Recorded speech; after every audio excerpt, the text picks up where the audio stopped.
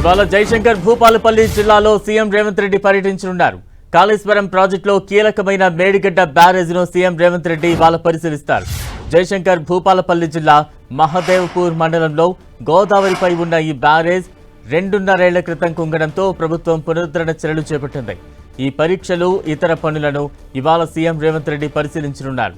ఇటీవల హైదరాబాద్లో నిర్వహించిన ఉన్నత స్థాయి సమీక్షలో పునరుద్ధరణ పునరావాస చర్యల్లో వేగం పెంచాలని, ఇతర రాష్ట్రాల నుంచి అవసరమైన పరికరాలు తెప్పించాలని సీఎం ఆదేశించారు.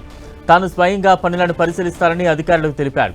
ఈ మేరకు మేడిగడ్డ బ్యారేజ్ వద్ద జరుగుతున్న బోర్ డ్రిల్లింగ్, ఇతర పనులను సీఎం పరిశీలించనున్నారు.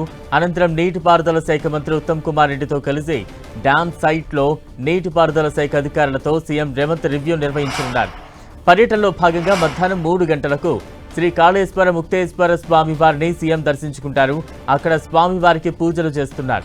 అనంతరం కాళేశ్వరం ఆలయ అభివృద్ధి పనులకు భూమి పూజ చేస్తారు. అక్కడే ఇరిగేషన్ అధికారులతో సమీక్ష నిర్వహించి మీడియాతో సీఎం మాట్లాడనున్నారు. పర్యటనలో చివరిగా అక్కడి నుంచి నేరుగా కాటారం మండలం నస్తూర్పల్లిలో ఏర్పాటు చేసిన బహిరంగ సభలో సీఎం పాల్గొనున్నారు.